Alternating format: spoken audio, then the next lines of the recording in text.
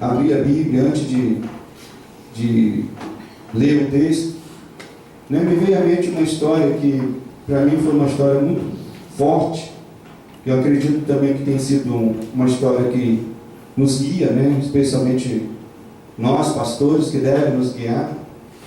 A história de uma família que, certa vez, ela se mudou para Londres, há alguns anos atrás, na verdade, mais de 100 anos atrás. Ela se mudou para Londres, e lá em Londres, era uma família de crente que iria procurar uma igreja para poder congregar.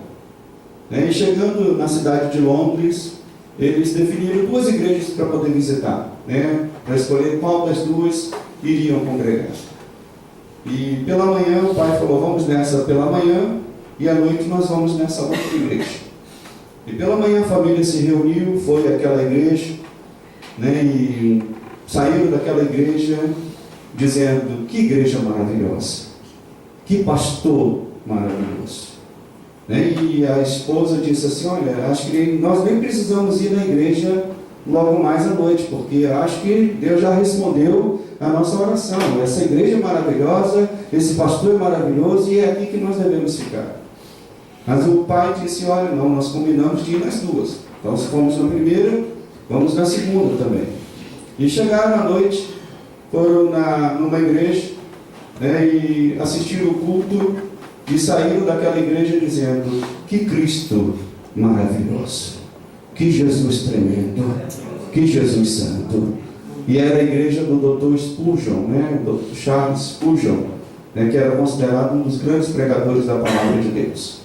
Eu sempre que eu me lembro dessa história, eu tenho isso como um desafio. Não querer aparecer mais do que a palavra de Deus, não aparecer mais do que o Cristo revelado. Sei que esse também é um sentimento do pastor Oswaldo, porque a gente sempre conversa bastante sobre isso. Sei que esse é um sentimento do pastor André. Então, meu objetivo nesta noite é apresentar Cristo, é falar de Jesus, é falar da sua palavra. E para isso eu convido os irmãos aí sim a abrirem comigo as vossas Bíblias no livro de Hebreus, capítulo 1. Hebreus capítulo 1, a partir do versículo 1, diz assim a palavra do Senhor: havendo Deus outrora falado muitas vezes e de muitas maneiras aos pais pelos profetas, nestes últimos dias nos falou pelo Filho, a quem constituiu herdeiro de todas as coisas, pelo qual também fez o universo, ele que é o resplendor da glória, a expressão exata do seu ser, sustentando todas as coisas pela palavra do seu poder. Depois de ter feito a purificação dos pecados, assentou-se à direita da majestade nas alturas, tendo se tornado tão superior aos anjos, quanto herdou mais excelente nome do que eles. Pois a qual dos anjos disse jamais: tu és meu filho, eu hoje te gerei? E outra vez: eu lhe serei pai, e ele me será filho? E novamente, ao introduzir o primogênito no mundo, diz: e todos os anjos de Deus façam o que, meus irmãos? O adorem. Ainda quanto aos anjos diz: aquele que a seus anjos faz ventos, a seus ministros labareda de fogo. Mas acerca do Filho, ele diz: o teu trono, ó Deus, é para todo sempre, cetro de equidade e o cetro do seu reino. Amaste a justiça e odiaste a iniquidade. Por isso Deus, o teu Deus, te ungiu com óleo de alegria, como a nenhum dos teus companheiros. E ainda, no princípio, Senhor, lançaste os fundamentos da terra, e os céus são obra das tuas mãos. Eles perecerão, tu, porém, permaneces. Sim, todos eles envelhecerão. Qual veste? Também qual manto? Os enrolarás, e como veste serão igualmente mudados. Tu, porém, és o mesmo, e os teus anos jamais terão fim. Ora, a qual dos anjos jamais disse: assenta-te à minha direita, até que eu ponha os teus inimigos por estrado dos teus pés? Não são todos eles espíritos ministradores, enviados para serviço a favor dos que hão de herdar a salvação? Por esta razão, importa que façamos o que, igreja? Nos apeguemos com mais firmeza às verdades ouvidas, para que delas jamais nos desviemos. Se, pois, se tornou firme a palavra falada por meio de anjos, e toda transgressão ou desobediência recebeu justo castigo, como escaparemos nós, se negligenciarmos tão grande salvação, a qual, tendo sido anunciada inicialmente pelo Senhor, foi-nos depois confirmada pelos que a ouviram, dando Deus testemunho junto com eles, de que maneira? Por sinais, prodígios e vários milagres, por distribuições do Espírito Santo, segundo a sua vontade. Somente até aqui. Recline a tua cabeça, feche os teus olhos e vamos agradecer a Deus pela palavra. Santo Deus, Santo Pai, nós te bendizemos, ó Deus. Estamos aqui para adorar a Cristo, e já fizemos isso. Nós estamos aqui para revelar a Cristo através da tua palavra, Pai. Que a tua palavra venha glorificar o Filho, venha exaltar o Filho, Pai. E nós nos colocamos aqui como teus instrumentos, Senhor, para que no abrir e fechar da nossa boca, Senhor, vidas sejam fortalecidas, vidas sejam restauradas, vidas se apeguem com mais firmeza à palavra santa, a palavra que fortalece, a palavra que vivifica, Pai. Por isso, fala a tua igreja nesta noite. Amém. Nós te pedimos isso, no nome santo do Senhor, e que a igreja do Senhor diga amém, e amém. Os irmãos podem assentar.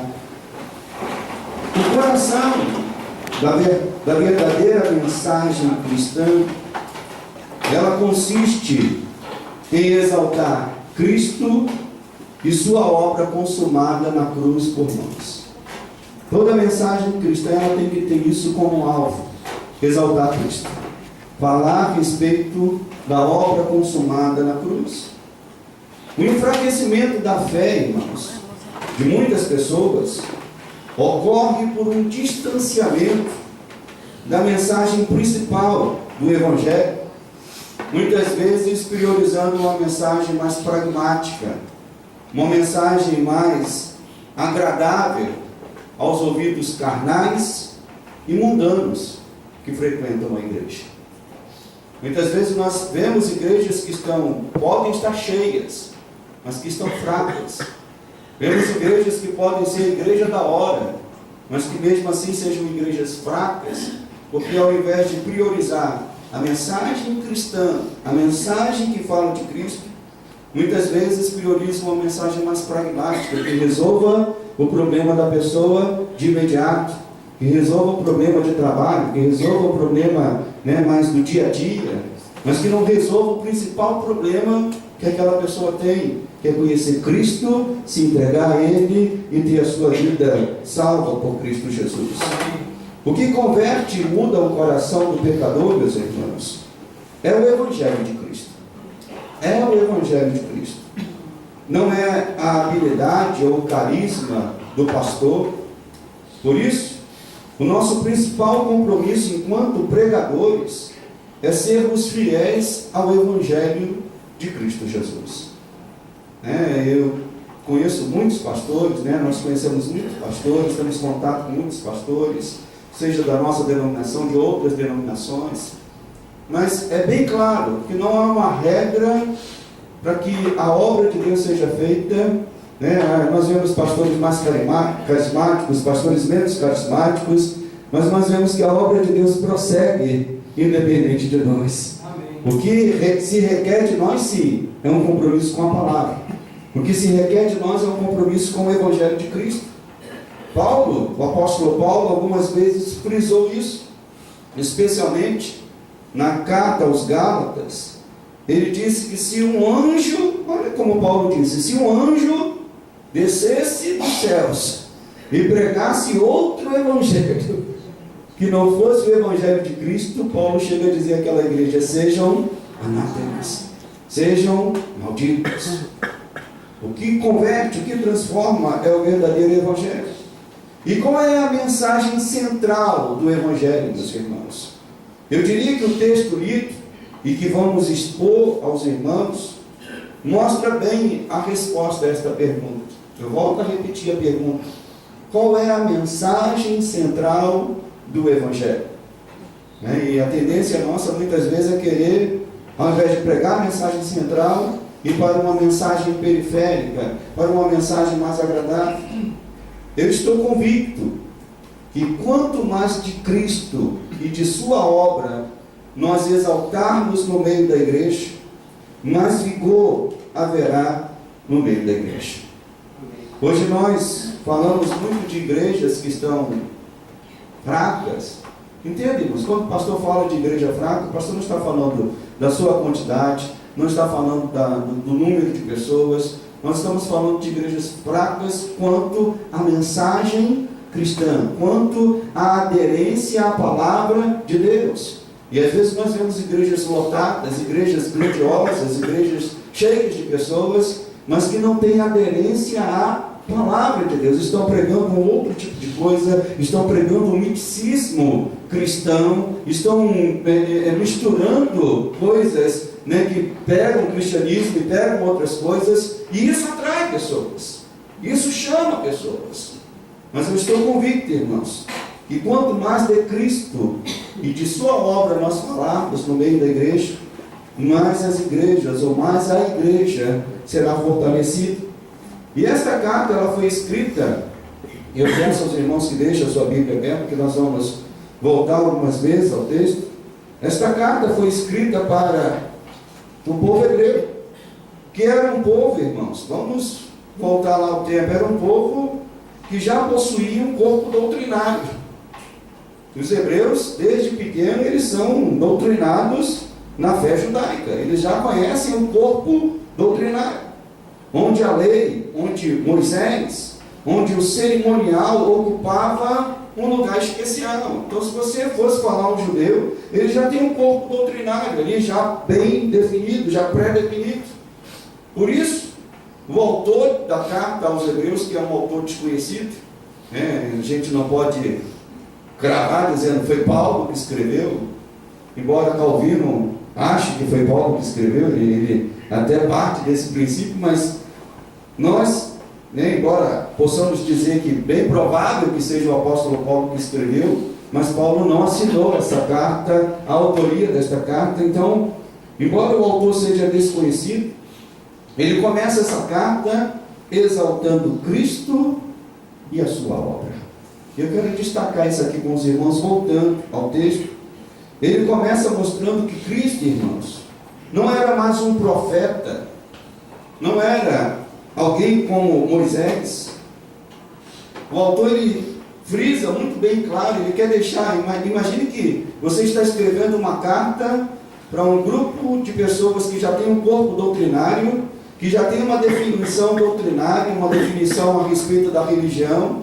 Então, eu quando leio esse primeiro capítulo de Hebreus, eu costumo dizer que o escritor ele já entrou de sola logo no capítulo 1 da carta de Hebreus, porque ele já começa a mostrar Cristo como Deus, como divino, como Senhor, e não comparando ele a Moisés, pelo contrário, dizendo que ele é superior até mesmo a Moisés.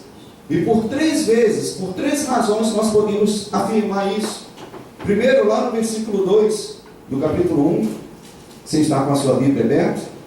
Quem está com a sua Bíblia aberta, diga amém. Amém. Então, no capítulo 1, versículo 2, ele diz o seguinte: nestes últimos dias nos falou pelo Filho, a quem constituiu o que, meus irmãos? Herdeiro de todas as coisas, pelo qual também, o que diz aqui o escritor?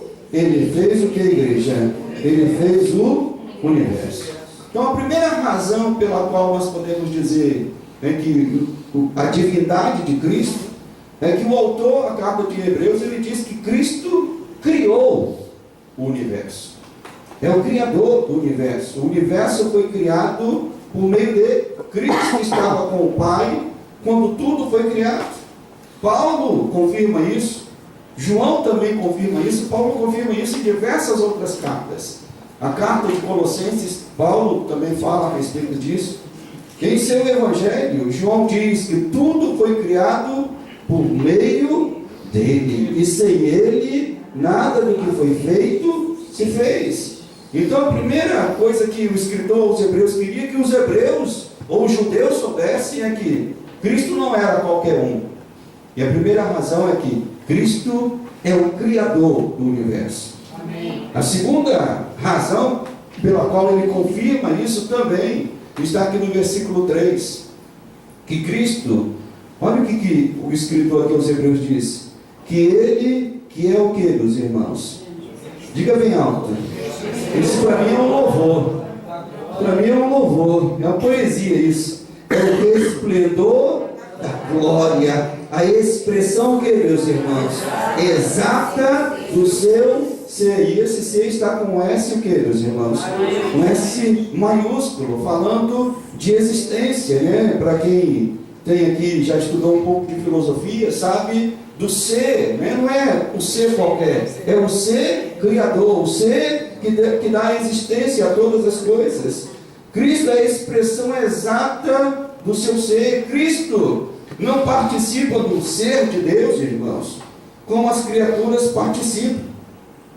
Eu, por exemplo, eu participo do ser de Deus, mas eu não sou a expressão exata do ser de Deus.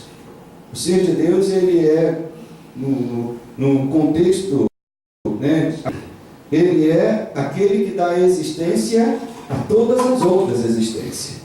Ele é aquele que sustenta todas as outras coisas que existem. Jesus não é criatura, ele é Criador. Amém. Ele é o Criador. E por ser um com o Pai, né, por ser Deus também, diz aqui o texto que ele é a expressão exata do seu ser. E maravilhoso também aqui no versículo 4, que esse Jesus se tornou tão superior aos anjos que herdou o mais excelente nome do que eles. Então nós vemos aqui rapidamente, em 4 versículos, o escritor aos Hebreus já apresenta Jesus como Criador do universo, expressão exata do ser de Deus, e chama Jesus de superior aos anjos, que herdou o mais excelente nome. Então, sem ver Jesus como Deus, irmãos, não há como tê-lo como Salvador. Essa é uma coisa que nós precisamos frisar bem. Hoje as pessoas querem ver Jesus como o resolvedor de problemas, o Jesus como aquele que cura uma enfermidade, como aquele que Jesus que vai resolver um problema familiar, e nós sabemos que Ele é poderoso para tudo isso. Amém. Mas antes de qualquer coisa, nós precisamos vê-lo como o Deus, o grande Criador do universo, a expressão exata do ser de Deus, e Ele é o Deus superior a todos os anjos. Então, sem ver Jesus como Deus, não há como vê-lo como Salvador. E era isso que os hebreus precisavam aprender desde o início. É como que o escritor de Hebreus estivesse dizendo assim: olha, se vocês não virem Jesus como Deus, o resto da carta que eu vou escrever não vai ter significado, razão nenhuma. Então, vocês precisam ver Jesus como Deus. E isso nós precisamos trazer também para os nossos dias, irmãos. Jesus é o Deus da nossa vida. Ele não é um amiguinho, né, como uma música que se fez lá atrás, o cara lá de cima, o amiguinho, não. Ele é Deus. Diga comigo: Jesus é Deus. Jesus é o Senhor. Mas além dessas 3 razões iniciais, o autor da carta lista também uma série de atributos, irmãos, que fazem Jesus de verdadeiro Deus.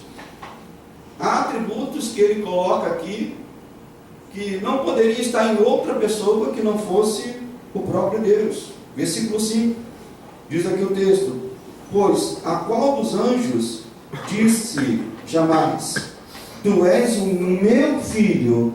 E o que diz aqui? E eu hoje te gerei. E quando nós falamos de geração, no caso divino, o pai que gerou o filho, esse pai que gerou o filho na eternidade. Cristo não foi gerado no tempo. Cristo foi gerado na eternidade. Quem é pai aqui? Quem é pai? Quem tem filho aqui? Né? Assim como um filho de um ser humano é humano, né?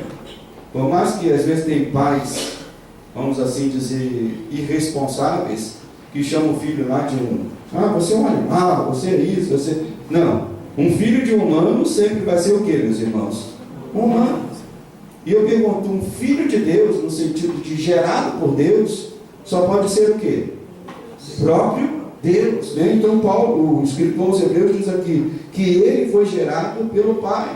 Nenhum anjo recebeu esse título, mas Jesus é chamado de o Filho de Deus. Além desse atributo, e esse para mim é o mais principal aqui dessa carta, está no versículo 6. E novamente, ao introduzir o primogênito no mundo, né, diz: e todos os anjos de Deus o adorem. No Decálogo, qual é o primeiro mandamento do Decálogo? Amarás o teu Deus, né? Não terás outro Deus além de mim. Não adorarás a outro Deus, né, que não seja o Deus divino. Mas como que foi dado ordem aos anjos que adorem a Jesus? Então só pode ter um sentido nisso. Ou ele, né, ou está se adorando a um outro Deus, ou está adorando o Deus o que, meus irmãos? Verdadeiro, o Deus único. Então, quando nós lemos esta carta aqui, vemos que foi dada uma ordem aos anjos para que o adorem. Isso tem um sentido, tinha um sentido maravilhoso para os hebreus, porque se mandasse o hebreu adorar qualquer outra coisa, eles estariam violando um mandamento, se não fosse para adorar o verdadeiro Deus, aquele que é Senhor. Então, como adorar Jesus, irmãos? A não ser que Ele seja Deus também. E eu digo aos irmãos, Ele é o Deus da nossa vida.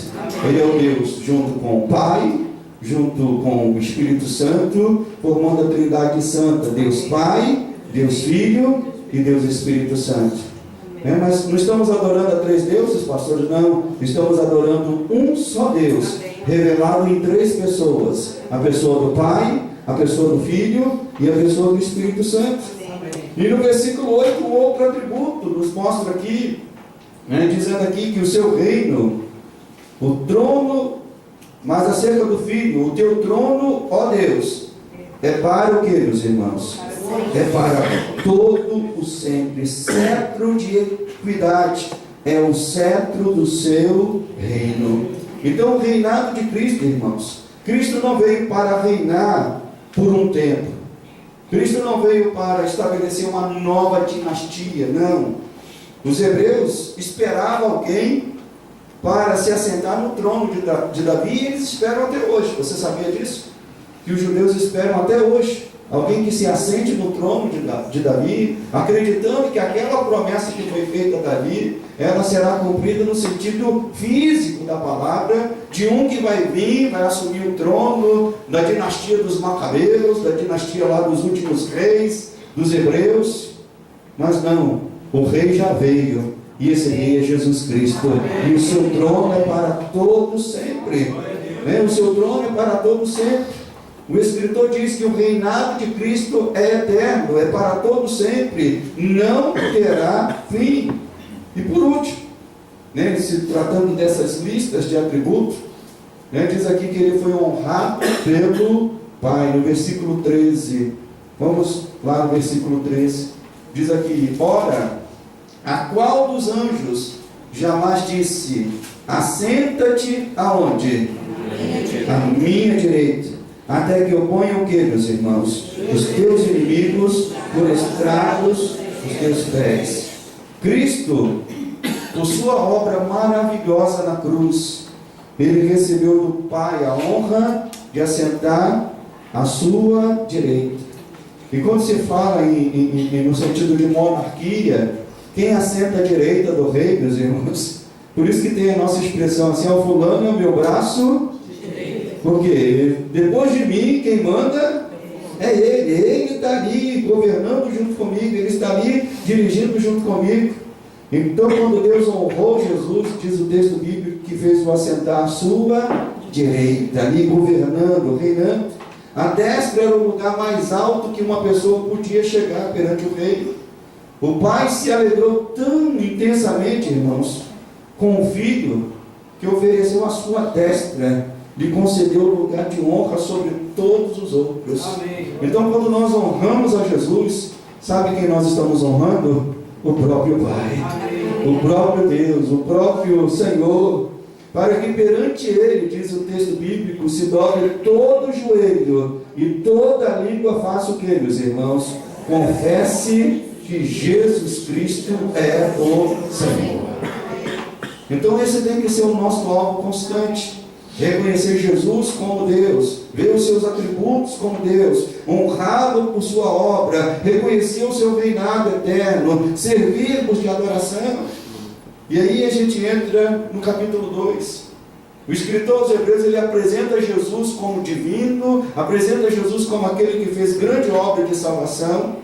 E aí ele começa o capítulo 2 com uma frase maravilhosa dizendo: por esta razão, porque Cristo é divino, porque Cristo veio, porque Ele foi honrado pelo Pai, porque o seu reinado é eterno, porque Ele fez tão grande obra, porque Ele está sentado à destra de Deus Pai. Por esta razão, meus irmãos, diz o versículo 1, importa que façamos o quê? Que nos apeguemos com mais firmezas a verdades ouvidas, para que delas jamais nos desviemos. Então alguém pode perguntar: uma vez que tomamos conhecimento de verdades tão maravilhosas, pastor, o que devemos fazer? É por isso que uma pessoa, quando ela é apresentada ao senhorio de Cristo, quando ela é apresentada ao Cristo Senhor, Cristo que veio como Salvador, ela não pode ficar impassível diante dessa verdade, diante desta realidade. Obviamente que o melhor caminho que devemos fazer é o quê? Nos humilhar e reconhecer: Cristo é Deus, Ele é o Senhor, Ele é o Deus poderoso. Mas infelizmente há pessoas que endurecem o seu coração. Mas o que devemos fazer quando descobrimos verdades tão maravilhosas?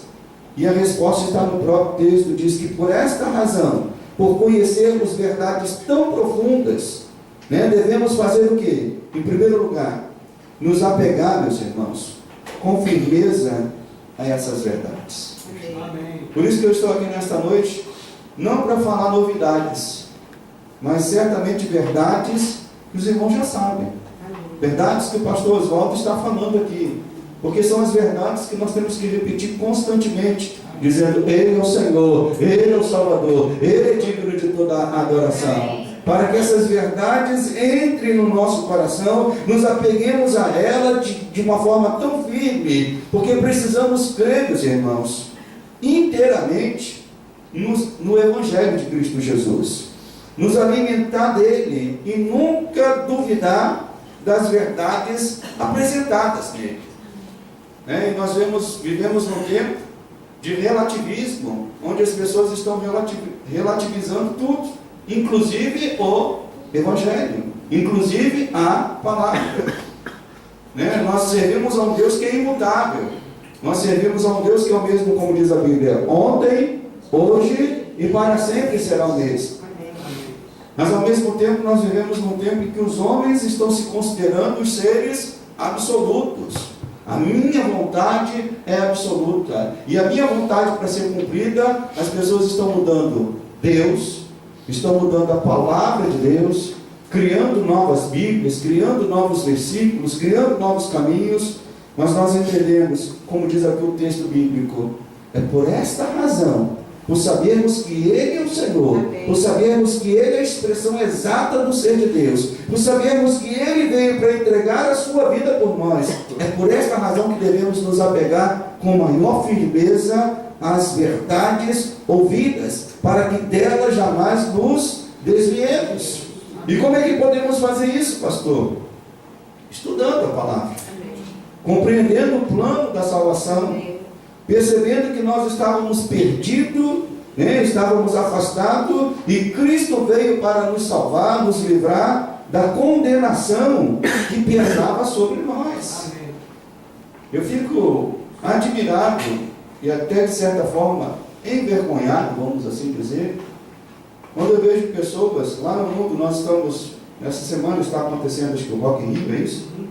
É que eu estou aqui desde o meio da semana, porque nós tivemos um evento de casais aqui no Hotel Malibu, né? Nós trouxemos casais da nossa igreja lá do Lote 15, pastor André trouxe casais da igreja do Sarapuí, bispo Jorge trouxe casais da igreja do Fragoso, e nós fazemos um encontro aqui, há 13 anos nós fazemos um encontro aqui no Hotel Malibu, né? Então eu estava lá esses dias, quase não vi televisão, só sei que está acontecendo, acho que o Rock in Rio lá no Rio de Janeiro, né? Mas eu fico envergonhado quando às vezes eu vejo um fã-clube de cantor. Eu fico admirado quando eu vejo uma menina de 14 anos que sabe o dia que o cara nasceu, que o cantor nasceu, sabe qual é a melhor comida a comida que ele prefere, sabe qual é a cor que ele prefere, né? Que sabe tudo do cantor que ela idolatra, né? Do cantor ou da cantora, né? Que tem ali aquela idolatria por aquilo. E fico envergonhado quando eu vejo cristãos que não se aprofundam na palavra, que não sabem muito sobre a palavra, que não leem a palavra. Então, se você quer conhecer e se apegar a essas verdades ouvidas, como é que nós podemos fazer isso, pastor? É lendo a palavra, meus irmãos. É estudando a palavra, é mergulhando na palavra, é estudando, é conhecendo, buscando santificação por meio de uma vida dirigida pelo Espírito Santo, é servindo o Senhor, servindo ao Senhor e servindo aos nossos irmãos com a alegria de Cristo Jesus. Então, se você fizer isso, irmãos, cada vez mais essa verdade que Cristo é o Senhor, ela vai estar entrando no teu coração, enraizando na tua alma, enraizando na tua mente, enraizando, né? E por mais que esse mundo vai tentar arrancar, ele não vai conseguir arrancar. Por quê? Porque você está firmado nas verdades ouvidas da palavra de Deus. Amém, igreja? É isso que o escritor aos Hebreus está dizendo aqui. Olha, por isso nós devemos nos apegar a esta verdade de uma maneira tão firme.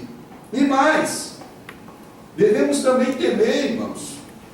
O escritor aqui aos Hebreus também nos deixa essa recomendação. Devemos temer o juízo de Deus. A igreja, ela tem perdido o temor pelo juízo de Deus. Deus é bom, Deus é maravilhoso. Quem concorda que Deus é bom e Deus é maravilhoso? Mas também Deus é justo. É justo juiz. O escritor adverte que a antiga revelação da lei trouxe rigor de condenação para aqueles que rejeitaram. Quando nós lemos lá o Velho Testamento, nós vemos que aqueles que rejeitavam a palavra de Deus sofriam, né, o rigor da rejeição a Deus. E é isso que o escritor aos Hebreus está dizendo aqui no versículo 2 do capítulo 2. Se, pois, se tornou firme a palavra falada por meio de anjos, e toda transgressão ou desobediência recebeu o justo castigo. O que o escritor aos Hebreus está dizendo aqui? Olha, se a revelação dada a Moisés por meio de anjos, né, isso já provocou ali peso de condenação, ele completa dizendo: como escaparemos nós se negligenciarmos o que, meus irmãos? Tão grande salvação. O Deus que se encarnou, o Deus que veio, o Deus que se entregou, o Deus que andou, a palavra revelada, a palavra que é conhecida. Então, se o mundo, se os homens, se as mulheres negarem tão grande salvação, diz o escritor, como é que nós escaparemos disso? Quão pesado será, meus irmãos, o juízo e o castigo para aqueles que rejeitaram a salvação oferecida por Cristo Jesus. A graça, irmão, certamente é maravilhosa, mas o juízo é pesado. O juízo é pesado. Ontem eu preguei lá no nosso encontro falando sobre isso. Quando o pai diz a um filho assim: olha, não mexa ali, porque se você mexer ali eu vou lhe dar um puxão de orelha. O pai que fala isso para o seu filho, você pode interpretar ele de duas maneiras: como um sádico que gosta de dar puxão de orelha no filho, ou como um pai amoroso, que por tão amoroso não quer que ele faça algo de errado, porque se ele fizer algo de errado, vai ter que corrigir o seu filho. Eu analiso Deus desta maneira. Quando nós vemos um juízo de Deus, não é porque Deus quer ser um juiz vingativo, pelo contrário, é que Deus quer que você se aproxime dele, é que você se aproxime da palavra, é que você se achegue para ele cada vez mais. Amém. Então a graça é maravilhosa, mas o juízo é pesado. Cristo já tomou, irmãos, isso que é maravilhoso. Embora o juízo seja pesado, até isso Cristo já tomou sobre si o juízo. O castigo que pesava sobre nós, ele já levou sobre si, diz o profeta Isaías, ele já carregou sobre si, e a palavra do Senhor diz: já não há mais condenação para aqueles que estão em Cristo Jesus. E nós somos salvos pela graça e pelos méritos de Cristo Jesus. Mas aqueles que rejeitam tão grande salvação, a Bíblia diz que não resta mais solução para eles, eles permanecem debaixo, como diz Paulo em Efésios, permanece debaixo da ira de Deus, debaixo do juízo de Deus. Nós, graças a Deus, já fomos salvos pela graça. Amém. E quem é salvo pela graça, dê glória a Deus. Diga, Senhor, obrigado. Diga assim: eu não merecia, mas a tua graça me alcançou. Então a graça nos alcança. Mas haverá pessoas, irmãos, que rejeitarão tão grande salvação, e esse é o grande espanto. E a gente vê isso nos evangelhos, quando aquele homem deu um grande banquete, convidou seus amigos, eles rejeitaram. O convite estava pronto, a mesa estava pronta, estava tudo pronto, era só eles virem, mas eles rejeitaram. E a mensagem do evangelho também é assim. Deus que se fez carne, veio habitar entre nós, Ele oferece a sua salvação, mas ainda assim, irmãos, há pessoas que rejeitarão tão grande salvação. E o autor da carta diz que esta salvação, irmãos, não veio por meio de anjos, mas o próprio Cristo a anunciou. Ele veio em carne e habitou entre nós. Amém. E para que não deixasse dúvida, alguém poderia dizer: mas Jesus veio há 2000 anos atrás, está muito longe, pastor, já temos perdido contato com eles. Mas o que o escritor aqui continua dizendo? E como escaparemos nós, se negligenciarmos tão grande salvação? E diz: a qual tendo sido anunciada inicialmente, por quem, meus irmãos? Pelo Senhor. O que depois foi? Foi-nos depois o quê? Confirmada pelos que a ouviram. Quem foi o que a ouviram? Quem foi os que a ouviram? Os apóstolos. Os apóstolos, eles continuaram a propagação da mensagem da salvação. E o que mais?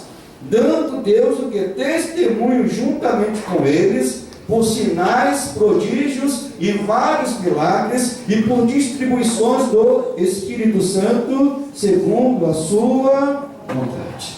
Então, para que não restasse dúvida, foi inicialmente revelada pelo Senhor, mas os apóstolos continuaram pregando. E continuaram pregando de qualquer maneira? Não. Deus estava ali testemunhando por meio de quê? De sinais, maravilhas e derramamentos do Espírito Santo. Depois dos apóstolos vieram os discípulos dos apóstolos. Depois dos discípulos dos apóstolos vieram os discípulos dos apóstolos. E depois dos discípulos dos apóstolos vieram mais discípulos. Chegou no século 21. E hoje nós estamos aqui, os discípulos dos apóstolos. Pastor Oswaldo, pastor Joselio, pastor André, os irmãos. Nós somos discípulos, irmãos. Amém. Nós estamos anunciando essa grande salvação para esse mundo. Nós estamos anunciando essa grande salvação para Cabo Frio, para Caxias, para Lote 15, para Sarapuri, para Fragoso. Nós estamos anunciando essa tão grande salvação, porque nós não podemos nos calar a respeito desta obra maravilhosa. As suas testemunhas, os discípulos a proclamaram até morreram, para anunciá-la. A igreja precisa estar disposta, se necessário for, morrer, mas não pode deixar de anunciar essa tão grande salvação. Amém. E o Espírito Santo testificando esta mensagem por meio de sinais, prodígios e maravilhas. Por isso, irmãos, eu quero estimular os irmãos aqui da igreja de Cabo Frio, confirmando as palavras, certamente, que o pastor Oswaldo, conheço ele, prega aqui, certamente. Eu quero estimular, seja mais uma voz para que você, ouvindo o pastor Jesuíno, possa dizer assim: olha, ele está pregando que nem o pastor Oswaldo, eu quero pregar igual a ele, no sentido de que estimular os irmãos a se apegarem, irmãos, ao Evangelho de Cristo Jesus. Amém. A nenhum outro Evangelho, porque é esse Evangelho que pode transformar o pecador. Amém. Nós não estamos aqui para pregar a denominação da Igreja Cristã Nova Vida como se fosse a melhor, ou com o pastor como se fosse melhor, não. Nós estamos aqui para proclamar e dizer: Cristo, Ele é o Senhor. Amém. É Ele que salva, é o seu Evangelho que salva. Os irmãos ouvirão muitos evangelhos por aí. E hoje, numa época de redes sociais, meu Deus, Jesus, o que nós ouvimos, meu Deus. Às vezes eu tento imaginar o que Deus sente quando vê certas coisas. Tantos evangelhos sendo proclamados por aí. Mas como nós falamos lá no início, e eu quero dar aqui uma chave aos irmãos: o verdadeiro evangelho, ele não exalta nenhuma outra pessoa que não seja Cristo Jesus. Amém. O verdadeiro evangelho não exalta nenhuma outra obra que não seja a obra de Cristo Jesus. Uma vez eu estava vendo, acho que foi até uma das viagens que eu fiz aqui para Cabo Frio, eu estava vendo um teleevangelista pregando. Eu confesso aos irmãos que eu não gosto de ouvir teleevangelistas, eu não gosto.